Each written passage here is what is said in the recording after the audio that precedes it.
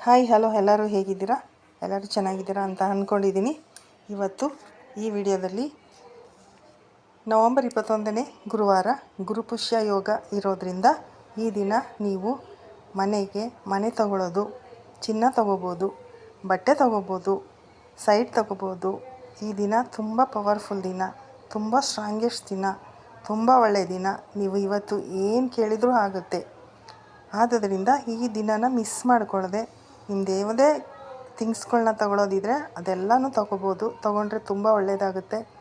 ಈ ದಿನ ನೀವು ನಾನು ಹೇಳೋ ಈ ರೆಮಿಡಿಗಳನ್ನು ಮಾಡಿಕೊಂಡ್ರೆ ನಿಮ್ಮ ಆಸೆಗಳು ಖಂಡಿತವಾಗಿಯೂ ಈಡೇರ್ತದೆ.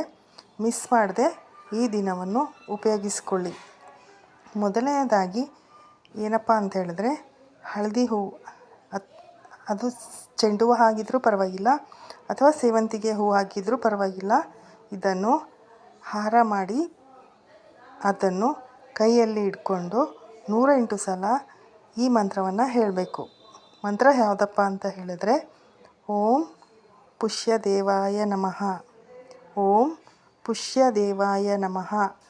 ಅಥವಾ ಇನ್ನೊಂದು ಮಂತ್ರ ಯಾವುದಪ್ಪ ಅಂತ ಹೇಳಿದ್ರೆ, ಓಂ ನಮೋ ಭಗವತೆ ವಾಸುದೇವಾಯ, ಓಂ ನಮೋ ಭಗವತೆ ವಾಸುದೇವಾಯ ಅಂತ ಹೇಳಿ ಈ ಹಾರವನ್ನು ಸಂಕಲ್ಪ ಮಾಡಿ ಈ ಹಾರವನ್ನು ಗುರುಗೆ ಅಥವಾ ದೇವರಿಗೆ, ಮನೆಯಲ್ಲೇ ದೇವರಿಗೆ ಹಾಕಿದರೆ ನಿಮ್ಮ ಯಾವುದೇ ಆಸೆಗಳು ಅಥವಾ ಕೋರಿಕೆಗಳು ಅಥವಾ ಸಮಸ್ಯೆಗಳು ಇದ್ದರೂ ಅದು ಎಲ್ಲ ನಿವಾರಣೆಯಾಗಿ ಒಳ್ಳೆಯದಾಗುತ್ತೆ, ಆಸೆಗಳು ಈಡೇರುತ್ತೆ.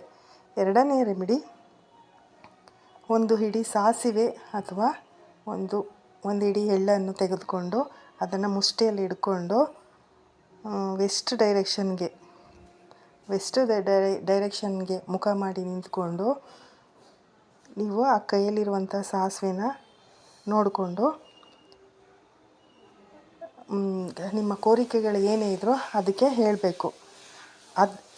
ಆ ಸಾಸಿವೆ ಹತ್ರ ನಿಮ್ಮ ಕೋರಿಕೆಗಳು ಏನೇ ಇದ್ದರೂ ಹೇಳ್ಕೊಂಡ್ರೆ, ಮದುವೆ ತಡ ಆಗಿದ್ದರೆ ಮದುವೆ ಬಗ್ಗೆ ಕೇಳ್ಕೊಳ್ಳಿ, ಮನೇಲಿ ಯಾರಾದರೂ ಡಿಪ್ರೆಷನ್ ಆಗಿದ್ದರೆ ಅದನ್ನು ಕೇಳ್ಕೊಳ್ಳಿ, ಅಥವಾ ಬ್ಲ್ಯಾಕ್ ಮ್ಯಾಜಿಕ್ ಆಗಿದ್ದರೆ ಅದೆಲ್ಲನೂ ಅದ್ರ ಹತ್ರ ಹೇಳ್ಕೊಂಡು ನಮಗೆ ಶತ್ರುಗಳೆಲ್ಲ ನಾಶ ಆಗಲಿ ಅಂತ ಹೇಳ್ಕೊಂಡು ಅದನ್ನು ಅಲ್ಲೇ ಹೊರಗಡೆ ಹಾಕ್ಬಿಟ್ರೆ ಆಗ ಅದರಿಂದ ನಿಮಗೆ ತುಂಬ ಒಳ್ಳೆಯದಾಗುತ್ತೆ. ಯಾಕಂದರೆ ಈ ಗುರುಪುಷ್ಯಾಮೃತ ಯೋಗ ತುಂಬ ಸ್ಟ್ರಾಂಗೆಸ್ಟ್ ದಿನ. ಆದ್ದರಿಂದ ಈ ರೆಮಿಡಿನೂ ಕೂಡ ಸಾಧ್ಯ ಆದರೆ ಮಾಡ್ಕೊಳ್ಳಿ. ನೆಕ್ಸ್ಟ್ ಮೂರನೇ ರೆಮಿಡಿ ಏನಪ್ಪ ಅಂತಂದರೆ, ಪೂರ್ವ ಮತ್ತು ದಕ್ಷಿಣ ಮೂಲೆಯಲ್ಲಿ, ಅಂದರೆ ಅಡುಗೆ ಮನೆಯ ಮೂಲೆಯಲ್ಲಿ ಒಂದು ತುಪ್ಪದ ದೀಪವನ್ನು ಹಚ್ಚಿದರೆ ಈ ಗುರುವಾರ ನಿಮ್ಮ ಅಡುಗೆ ಮನೆ ಅಗ್ನಿ ಮೂಲೆಯಲ್ಲಿ ಹಚ್ಚಬೇಕು. ಹಚ್ಚಿದ್ರೆ ಹಣಕಾಸಿನ ತೊಂದರೆ, ವಿವಾಹಕ್ಕೆ ತೊಂದರೆ ಆಯ್ತಿದ್ರೆ, ಸಮಸ್ಯೆಗಳಾಗ್ತಿದ್ರೆ, ಬ್ಲ್ಯಾಕ್ ಮ್ಯಾಜಿಕ್ಗಳಾಗ್ತಿದ್ರೆ, ಯಾವುದೇ ಕಷ್ಟಗಳಿದ್ದರೆ, ಯಾವುದೇ ನೋವುಗಳಿದ್ದರೆ ಎಲ್ಲವೂ ನಿವಾರಣೆ ಆಗಿ ನಿಮ್ಮ ಆಸೆ ಆಕಾಂಕ್ಷೆಗಳೆಲ್ಲ ಈಡೇರುತ್ತೆ. ಈ ರೆಮಿಡಿಯನ್ನು ಮಾಡ್ತೀರಾ ಅಂತ ನಂಬಿ ನಾನು ಈ ವಿಡಿಯೋನ ಮುಗಿಸ್ತಾ ಇದ್ದೀನಿ.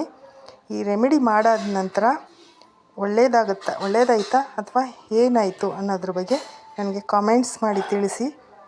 Thank you. ಹರೇ ಶ್ರೀನಿವಾಸ.